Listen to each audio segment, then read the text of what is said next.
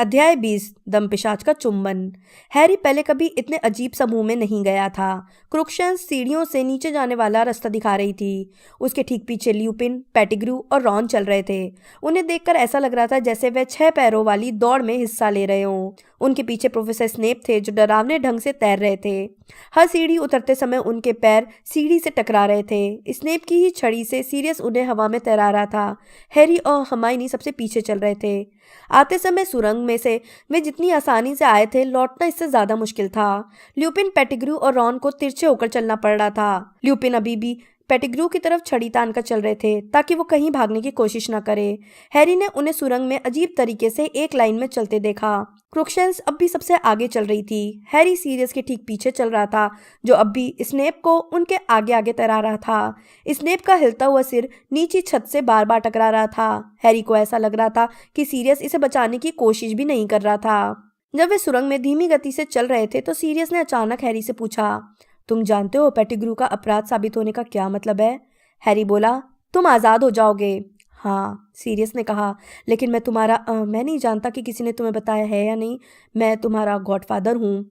Harry बोला, हाँ, मैं बात जानता हूँ। सीरियस ने दिल कड़ा करके कहा, देखो, तुम्हारे माता पिता ने मुझे तुम्हारा अभिभावक नियुक्त किया था ताकि अगर उन्हें कुछ हो जाए तो। हैरी ने इंतज़ार किया। क्या सीरियस का वही मतलब था जो वह समझ गया था? जाहिर है, मैं समझता हूँ कि तुम अपने अंकल आंटी के साथ रहना चाहोगे। सीरियस ने कहा, लेकिन फिर भी इसके बारे में सोचना, जब मुझ पर लगे आरोप हट जाएंगे, इसके बाद अगर तुम किसी अलग घर में रहना चाहो। हैरी का दिल उछलने लगा। क्या मैं तुम्हारे साथ रहूंगा? उसने कहा, और हड़बड़ी में उसका सिर छत के बाहर निकले एक पत्थर से टकरा गया। डसली परिवार को छोड़ दूं?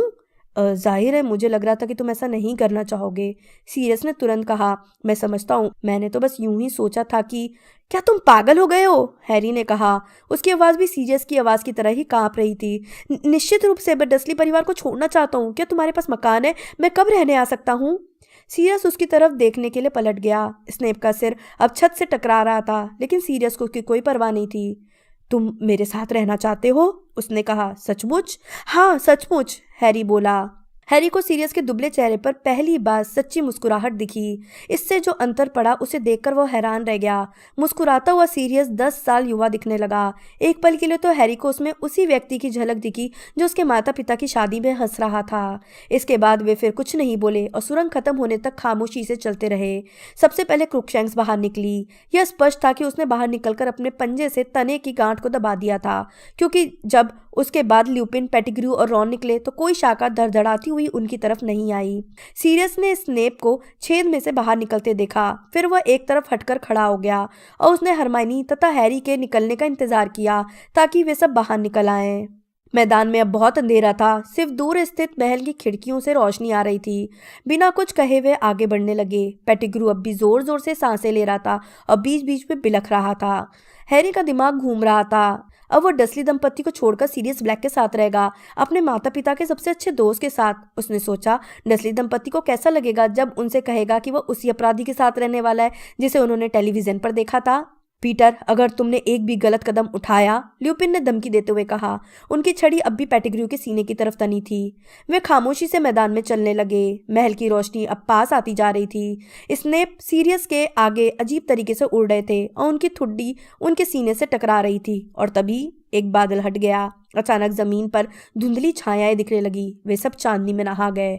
स्नेप, ल्यूपिन, पेटिग्रू और रॉन से टकराया, जो अचानक रुक गए थे। सीरियस अपनी जगह पर मूर्ति की तरह खड़ा रह गया। उसने हैरी और हर्माइनी को रोकने के लिए अपना हाथ आगे किया। हैरी ने देखा कि ल्यूपिन अकड़ने लगे थे और उनका पूरा शरीर कांपने लगा था। अरे नहीं, हरमाइनी चीखी, उन्होंने आज रात को काढ़ा नहीं पिया है, वे सुरक्षित नहीं है। भागो, सीरियस फुसफुसाया, भागो तत्काल। लेकिन हैरी नहीं भाग सकता था। इसका कारण यह था कि रॉन पेटिग्रू और लुपिन के साथ जंजीर से बंधा था।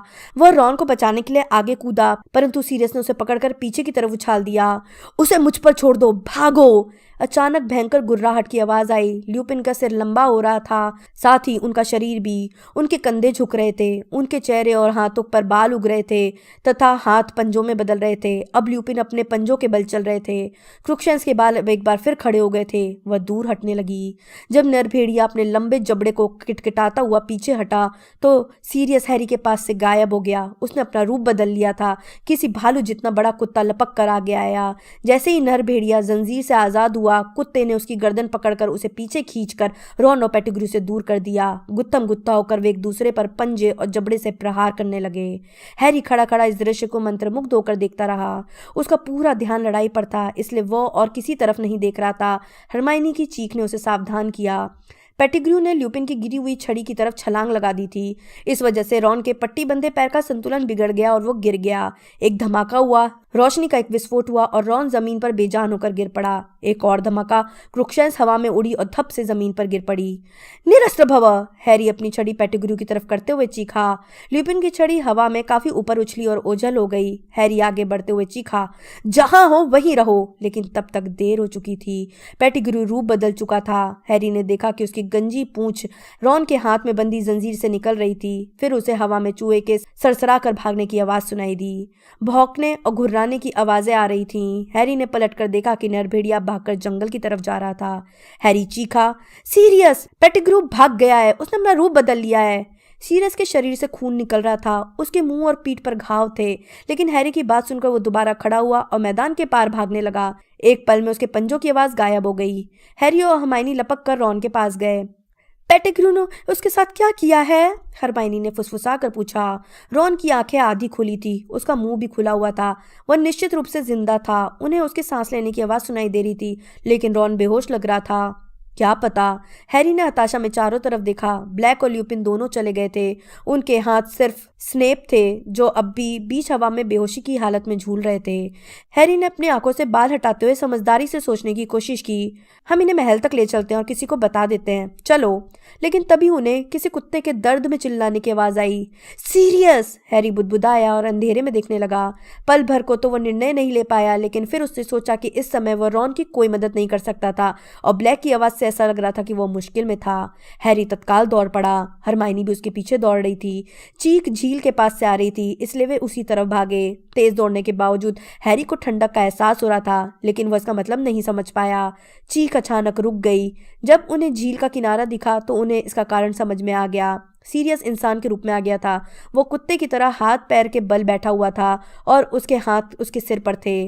नहीं, वो कराहा, नहीं, रहम करो। और फिर हैरी को वे दिख गए। कम से कम 100 दमपिशाच झील के चारों तरफ से झुंड में उड़ते हुए उनकी तरफ आ रहे थे। वह घूमा और उसे अपने भीतर जाना पहचाना बर्फीला एहसास होने लगा।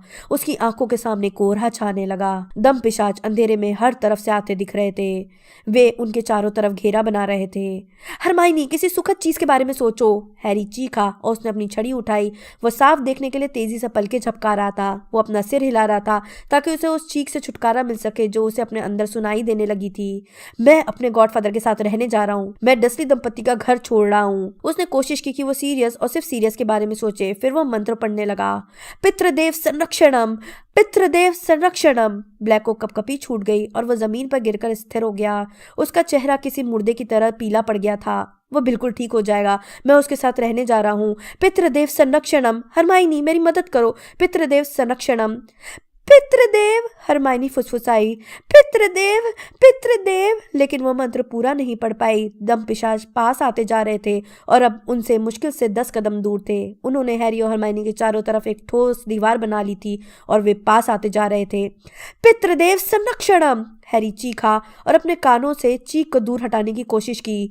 पितृदेव संरक्षणम। उसकी छड़ी से सफेद धुआं निकला और उसके सामने कोहरे की तरह मंडराने लगा। उसी पल हैरी को महसूस हुआ कि हरमाइनी उसके बगल में गिर गई है। वह अकेला था, बिल्कुल अकेला। धकेला। पितृदेव, पितृदेव संरक्षणम। हैरी के घुटने ठंडी घास से टकराए। कोहरा उसकी आंखों पर बादल की तरह छा रहा था। बहुत कोशिश के साथ उसने याद करने के लिए संघर्ष किया।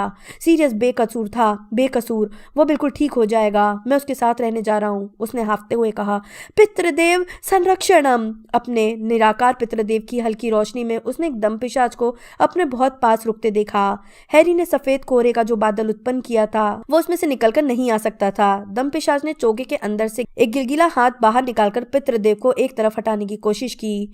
नहीं नहीं, हैरी ने हांफते हुए कहा, वह बेकसूर है। पितृदेव, पितृदेव संरक्षणम। उसे महसूस हो रहा था कि दंपिशाच उसे घूर रहे थे। जब वे अपनी खरखराती सांस खींचते थे तो उसे बुरी हवा का प्रबल एहसास होता था। सबसे पास खड़ा दंपिशाच उसके बारे में कुछ सोच रहा था। फिर उसने अपने गिलगिले हाथ उठाए और अपना नकाब ऊपर कर दिया। जहां आंखें होनी चाहिए थी वहां सिर्फ पतली भूरी पपड़ीदार चमड़ी थी जो खाली पुतलियों के ऊपर फैली हुई थी। लेकिन उसके चेहरे पर एक मुंह था, एक खुला बिना आकार का छेद जो मौत की खरखराहट जैसी आवाज करते हुए सांस चूसता था। हैरी के मन में लकवा मारने वाली दहशत भर गई। अब वह हिल या बोल नहीं सकता था। उसका पितृदेव टिमटिमाया और फिर बुझ गया। सफेद कोहरे के कारण उसे कुछ दिखाई नहीं दे रहा था। उसे संघर्ष करना था।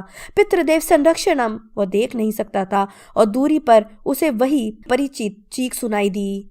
पितृदेव संरक्षणम। उसने कोहरे में टटोलकर सीरियस का हाथ थाम लिया। वे उसे नहीं ले जा सकते। लेकिन दो ताकतवर गिलगिले हाथों ने अचानक हैरी की गर्दन पकड़ ली। वे उसके चेहरे को ऊपर कर रहे थे। उसे दंपिशाच की सांस महसूस हो रही थी। वे पहले उससे छुटकारा पाना चाहते थे। उसे दंपिशाच की बदबूदार सांस महसूस हो रही थी। उसे अपने कानों में अपनी माँ की चीख सुनाई दे रही थी। उसने सोचा मरने से पहले वो शायद यही आखिरी आवाज सुनेगा। और फिर कोहरे के बीच से उसे एक दूधिया रोशनी दिखी जो तेज होती जा रही थी। उसने महसूस किया कि दंपिशाच ने उसे छोड़ दिया था, जिस वजह से वह मुंह के बल घास पर गिर गया था। हैरी का चेहरा नीचे था और वो इतना कमजोर था कि हिल भी नहीं सकता था। वह बीमार महसूस कर रहा था और वह बुरी तरह कांप रहा था। फिर भी उसने अपनी चीख खोली। चौंधियाने वाली रोशनी से उसके आसपास की घास चमक रही थी। चीख रुक गई। ठंड दूर भाग रही थी। कोई चीज दंपिशाच को पीछे धकेल रही थी या उसके सीरियस और हमायनी के चारों तरफ घूम रही थी। दंपिशाच की चूसने की आवाजें दूर होती जा रही थी। वे जा रहे थे। हवा एक बार फिर गर्म हो गई। अपनी पूरी ताकत लगाकर हैरी ने अपना सिर कुछ इंच ऊपर उठाया। उसे रोशनी फैलाता एक जानवर दिखा जो दौड़ता हुआ झील के उस पार जा रहा था। पसीने से धुंधला गई आंखों से हैरी ने यह पहचानने की कोशिश की कि वो कौन सा जानवर था। वो किसी यूनिकॉर्न की तरह चमक रहा था। होश में रहने के लिए संघर्ष करते हुए हैरी ने देखा कि वह जानवर दूसरे किनारे पर पहुंचकर रुक गया है। एक पल के लिए हैरी ने उस जानवर की रोशनी में देखा कि कोई उस जानवर का स्वागत कर रहा है, उसे छूने के लिए अपना हाथ बढ़ा रहा है और वह व्यक्ति बहुत जाना पहचाना लग रहा है। लेकिन ऐसा नहीं हो सकता। हैरी समझ नहीं पाया। वह कुछ और नहीं सोच पाया। उसे महसूस हुआ कि उसकी ताकत की आखिरी बूंद भी खत्म हो चुकी थी। वह बेहोश हो गया और उसका सिर जमीन से टकरा गया।